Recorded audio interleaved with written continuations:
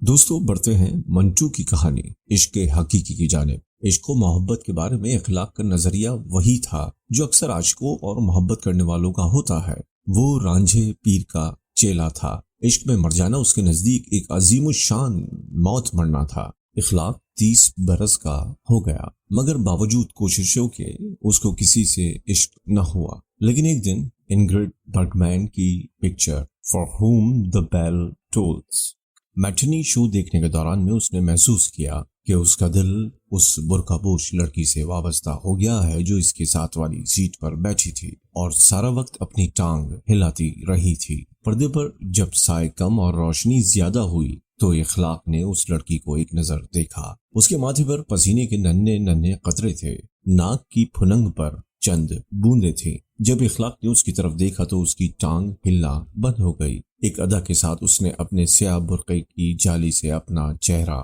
ڈھانپ لیا۔ یہ حرکت کچھ ایسی تھی کہ اخلاق کو بے اختیار ہنسی آ گئی۔ اس لڑکی نے اپنی سہیلی کے کان میں کچھ کہا، دونوں ہولے ہولے ہنسی۔ اس کے بعد اس لڑکی نے نقاب اپنے چہرے سے ہٹا لیا، اخلاق کی طرف تیکھی تیکھی نظروں سے دیکھا اور ٹانگ ہلا کر فلم دیکھنے میں مشغول ہو گئی۔ اخلاق سگریٹ پی رہا تھا۔ انگرڈ برگمین اس کی محبوب ایکٹریس تھی۔ فار ہوم دا بیل ٹولز میں اس کے بال کٹے ہوئے تھے۔ فلم کے آغاز میں جب اخلاق نے اسے دیکھا تو وہ بہت ہی پیاری معلوم ہوئی، لیکن ساتھ والی سیٹ پر بیٹھی ہوئی لڑکی دیکھنے کے بعد وہ انگرڈ برگمین کو بھول گیا۔ یوں تو قریب قریب سارا فلم اس کی نگاہوں کے سامنے چلا مگر اس نے بہت ہی کم دیکھا۔ سارا وقت وہ لڑکی اس کے دل و دماغ پر چھائی رہی۔ اخلاق سگریٹ پر سگریٹ پیتا رہا۔ ایک مرتبہ اس نے راکھ جھاڑی تو اس کا سگریٹ انگلیوں سے نکل کر اس لڑکی کی گود میں جا پڑا۔ لڑکی فلم دیکھنے میں مشغول تھی، اس لیے اس کو سگریٹ گرنے کا کچھ پتہ نہ تھا۔ اخلاق بہت گھبرایا۔ اسی گھبراہٹ میں اس نے ہاتھ بڑھا کر سگریٹ اس کے برقعے پر سے اٹھایا اور فرش پر پھینک دیا۔ لڑکی ہڑبڑا کر اٹھ کھڑی ہوئی۔ اخلاق نے فوراً کہا، معافی چاہتا ہوں، آپ پر سگریٹ گر گیا تھا۔ لڑکی نے تیکھی تیکھی نظروں سے اخلاق کی طرف دیکھا اور بیٹھ گئی۔ بیٹھ کر اس نے اپنی سہیلی سے سرگوشی میں کچھ کہا۔ دونوں ہولے ہولے ہنسی اور فلم دیکھنے میں مشغول ہو گئیں۔ فلم کے اختتام پر جب قائد اعظم کی تصویر نمودار ہوئی تو اخلاق اٹھا۔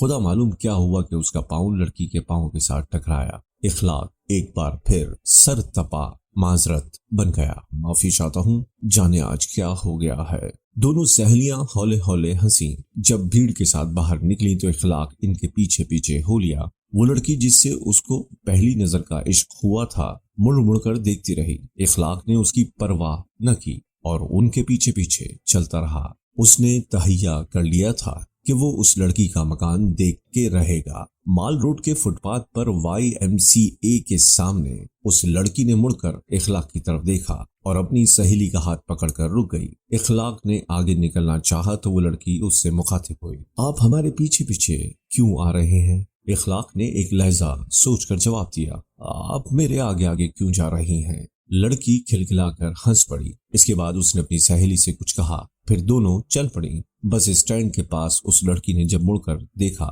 تو اخلاق نے کہا، آپ پیچھے آ جائیے، میں آگے بڑھ جاتا ہوں۔ لڑکی نے منہ موڑ لیا۔ انار کلی کا موڑ آیا تو دونوں سہیلیاں ٹھہر گئیں۔ اخلاق پاس سے گزرنے لگا تو اس لڑکی نے اس سے کہا، آپ ہمارے پیچھے نہ آئیے، یہ بہت بری بات ہے۔ لہجے میں بہت سنجیدگی تھی۔ اخلاق نے بہت بہتر کہا اور واپس چل دیا۔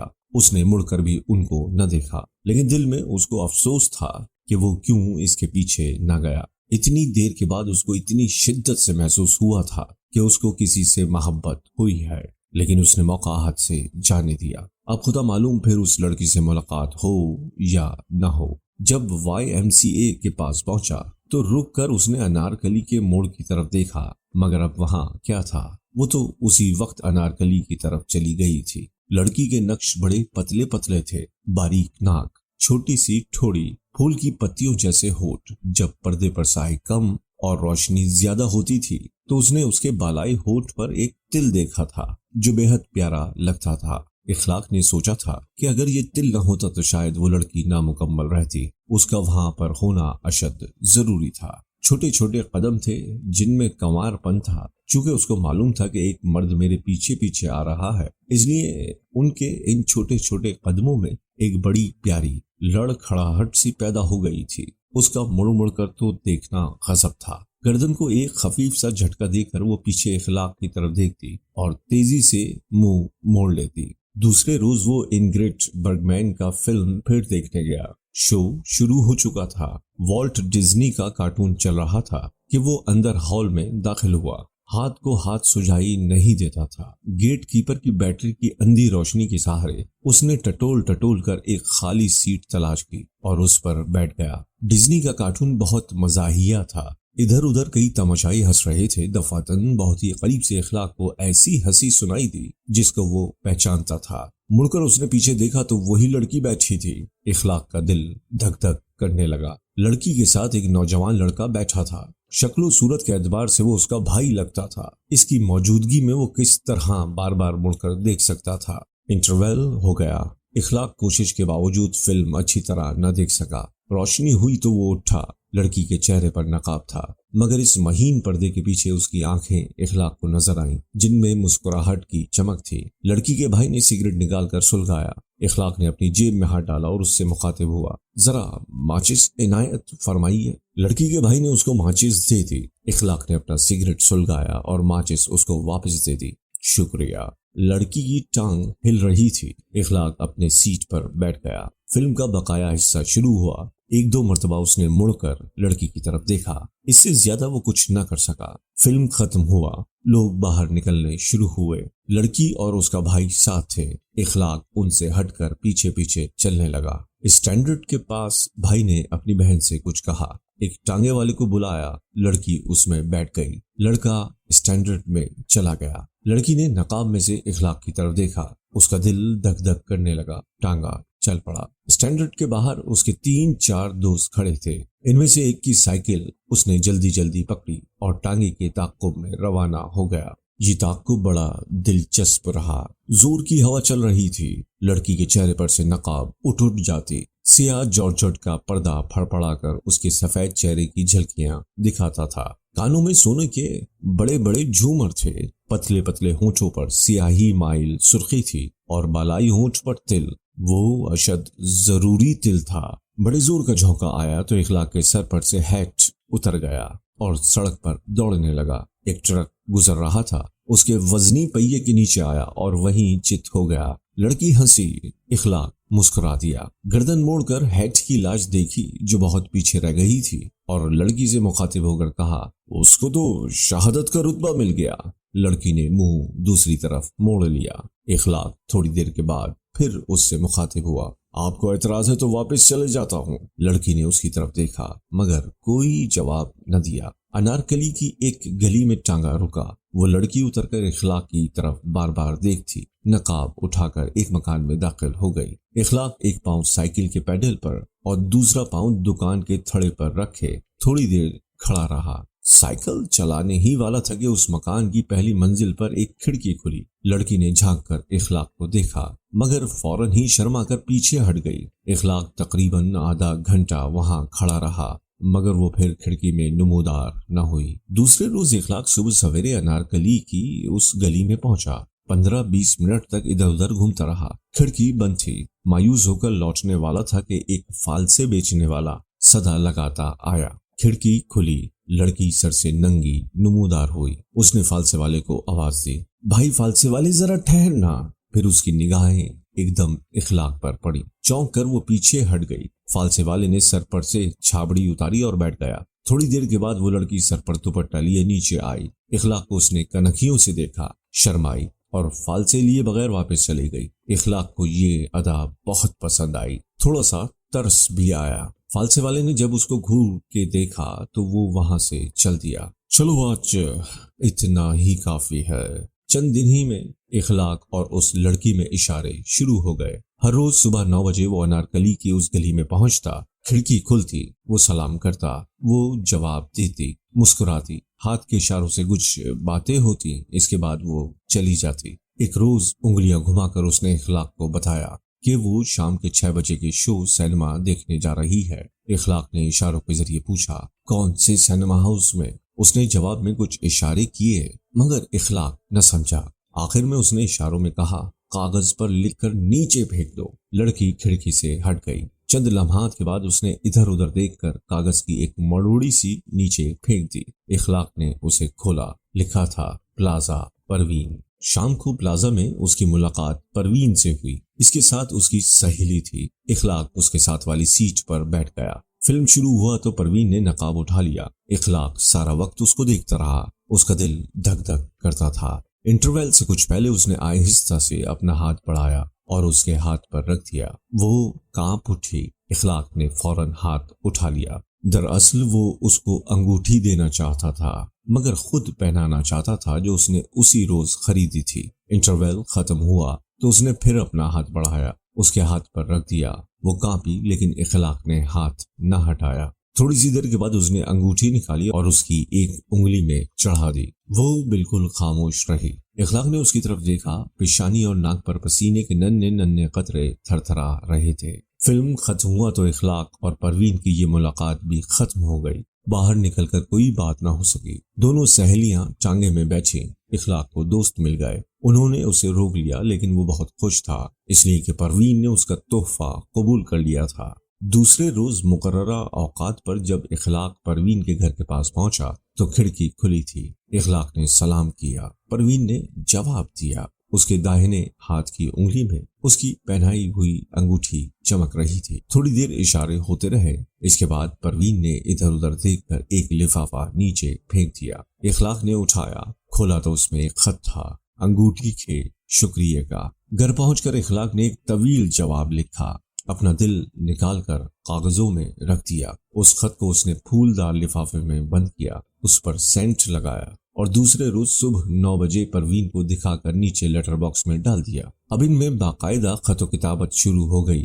ہر خط عشق و محبت کا ایک دفتر تھا۔ ایک خط اخلاق نے اپنے خون سے لکھا جس میں اس نے قسم کھائی کہ وہ ہمیشہ اپنی محبت میں ثابت قدم رہے گا۔ اس کے جواب میں خونی تحریر ہی آئی۔ پروین نے بھی حلف اٹھایا کہ وہ مر جائے گی لیکن اخلاق کے سوا اور کسی کو شریک حیات نہیں بنائے گی۔ مہینوں گزر گئے۔ اس دوران میں کبھی کبھی کسی سینما میں دونوں کی ملاقات ہو جاتی تھی۔ مل کر بیٹھنے کا موقع انہیں نہیں ملتا تھا۔ پروین پر گھر کی طرف سے بہت کڑی پابندیاں عائد تھیں۔ وہ باہر نکلتی تھی یا تو اپنے بھائی کے ساتھ یا اپنی سہیلی زہرا کے ساتھ۔ ان دو کے علاوہ اس کو اور کسی کے ساتھ باہر جانے کی اجازت نہیں تھی۔ اخلاق نے اسے کئی مرتبہ لکھا کہ زہرا کے ساتھ وہ کبھی اسے بارادری میں جہانگیر کے مقبرے میں ملے، مگر وہ نہ مانی۔ اس کو ڈر تھا کہ کوئی دیکھ لے گا۔ اسی اثنا میں اخلاق کے والدین نے اس کی شادی کی بات چیت شروع کر دی۔ اخلاق ٹالتا رہا۔ جب انہوں نے تنگ آ کر ایک جگہ بات کر دی تو اخلاق بگڑ گیا۔ بہت ہنگامہ ہوا، یہاں تک کہ اخلاق کو گھر سے نکل کر ایک رات اسلامیہ کالج کی گراؤنڈ میں سونا پڑا۔ ادھر پروین روتی رہی، کھانے کو ہاتھ تک نہ لگایا۔ اخلاق دھن کا بہت پکا تھا، ضدی بھی پرلے درجے کا تھا۔ گھر سے باہر قدم نکالا تو پھر ادھر رخ تک نہ کیا۔ اس کے والد نے اس کو بہت سمجھایا مگر وہ نہ مانا۔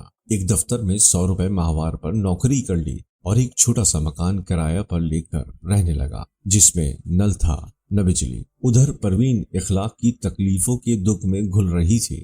گھر میں جب اچانک اس کی شادی کی بات چیت شروع ہوئی تو اس پر بجلی سی گری۔ اس نے اخلاق کو لکھا۔ وہ بہت پریشان ہوا لیکن پروین کو اس نے تسلی دی کہ وہ گھبرائے نہیں، ثابت قدم رہے۔ عشق ان کا امتحان لے رہا ہے۔ 12 دن گزر گئے۔ اخلاق کئی بار گیا مگر پروین کھڑکی میں نظر نہ آئی۔ وہ صبر و قرار کھو بیٹھا۔ نیند اس کی غائب ہو گئی۔ اس نے دفتر جانا چھوڑ دیا۔ زیادہ ناغے ہوئے تو اس کو ملازمت سے برطرف کر دیا گیا۔ اس کو کچھ ہوش نہیں تھا۔ برطرفی کا نوٹس ملا تو وہ سیدھا پروین کے مکان کی طرف چل پڑا۔ 15 دنوں کے طویل عرصے کے بعد اسے پروین نظر آئی، وہ بھی ایک لہجے کے لیے۔ جلدی سے لفافہ پھینک کر وہ چلی گئی۔ خط بہت طویل تھا۔ پروین کی غیر حاضری کا باعث یہ تھا کہ اس کا باپ اس کو ساتھ گجرانوالہ لے گیا تھا جہاں اس کی بڑی بہن رہتی تھی۔ 15 دن وہ خون کے آنسو روتی رہی۔ اس کا جہیز تیار کیا جا رہا تھا لیکن اس کو محسوس ہوتا تھا کہ اس کے لیے رنگ برنگے کفن بن رہے ہیں۔ خط کے آخر میں لکھا، تاریخ مقرر ہو چکی ہے، میری موت کی تاریخ مقرر ہو چکی ہے، میں مر جاؤں گی، میں ضرور کچھ کھا کے مر جاؤں گی، اس کے سوا اور کوئی راستہ مجھے دکھائی نہیں دیتا۔ نہیں ایک اور راستہ بھی ہے لیکن میں کیا اتنی ہمت کر سکوں گی؟ तुम भी इतनी हिम्मत कर सकोगे? मैं तुम्हारे पास चली आऊं, मुझे तुम्हारे पास आना ही पड़ेगा। तुमने मेरे लिए घर बार छोड़ा, मैं तुम्हारे लिए ये घर नहीं छोड़ सकती जहां मेरी मौत के सामान हो रहे हैं। लेकिन मैं बीवी बनकर तुम्हारे साथ रहना चाहती हूँ। तुम शादी का बंदोबस्त कर लो, मैं सिर्फ 3 कपड़ों में आऊंगी, जेवर वगैरह सब उतार कर यहाँ फेंक दूंगी। जवाब जल्दी दो, हमेशा तुम्हारी परवीन। इखलाक ने कुछ ना सोचा, फौरन उसको लिखा, मेरी बाहें तुम्हें अपने आगोश में लेने के लिए तड़प रही हैं। मैं तुम्हारी इज्जत और असमत पर कोई हर्फ नहीं आने दूंगा। तुम मेरी रफीक़ाए हयात बन के रहोगी, जिंदगी भर मैं तुम्हें खुश रखूंगा। 1-2 खत और लिखे गए। इसके बाद तय किया परवीन बुध को सुबह सवेरे घर से निकलेगी। इखलाक टांगा लेकर गली के नुक्कड़ पर उसका इंतजार करेगा। बुध को मुंह अंधेरे इखलाक टांगे में वहां पहुंचकर परवीन का इंतजार करने लगा। 15-20 मिनट गुजर गए। इखलाक का इज़्तिराब बढ़ गया, लेकिन वो आ गई। छोटे छोटे कदम उठाती वो गली में नमूदार हुई। चाल में लड़खड़ाहट थी। जब वो टांगे में इखलाक के साथ बैठी तो सर तपा कांप रही थी। इखलाक खुद भी कांपने लगा। घर पहुंचे तो इखलाक ने बड़े प्यार से उसके बुर्के की नकाब उठाई। कहा, मेरी दुल्हन कब तक मुझसे पर्दा करेगी? परवीन ने शर्मा कर आंखें झुका लीं। उसका रंग जर्द था, जिस्म अभी तक कांप रहा था। इखलाक ने बलाई होंठ के तिल की तरफ देखा तो उसके होंठों पर एक बोसा तड़पने लगा। उसके चेहरे को अपने हाथों में थामकर उसने तिल वाली जगह को चूमा। परवीन ने नाना की। उसके होंठ खुले थे, दांतों में गोश्त खोरा था, मसूड़े गहरे नीले रंग के थे, गले हुए। सड़ांत का एक भभका इखलाक की नाक में घुस गया। एक धक्का सा उसको लगा। एक और भभका परवीन के मुंह से निकला तो वो एकदम पीछे हट गया। परवीन ने हया आलूद आवाज में कहा, शादी से पहले आपको ऐसी बातों का हक नहीं पहुंचता। ये कहते हुए उसके गले हुए मसूड़े नुमाया हुए। इखलाक के होशो हवास गायब थे, दिमाग सुन हो गया था। देर तक वो दोनों पास बैठे रहे। इखलाक को कोई बात नहीं सूझती थी। परवीन की आंखें झुकी हुई थी। जब उसने उंगली का नाखून काटने के लिए होंठ खोले तो फिर इन गले हुए मसूड़ों की नुमाइश हुई। बू का एक भभका निकला। इखलाक को मतली आने लगी। उठा और अभी आया कहकर बाहर निकल गया। एक थड़े पर बैठकर उसने बहुत देर सोचा। जब कुछ समझ में न आया तो लॉयलपुर रवाना हो गया, जहां उसका एक दोस्त रहता था। इखलाक ने सारा वाकया सुनाया तो उसने बहुत लान तान की और उससे कहा, फौरन वापस जाओ, कहीं बेचारी खुदकुशी न कर ले। इखलाक रात को वापस लाहौर आया। घर में दाखिल हुआ तो परवीन मौजूद नहीं थी। पलंग पर तकिया पड़ा था, उस पर 2 गोल गोल निशान थे, गीले। इसके बाद इखलाक को परवीन कहीं नजर न आई।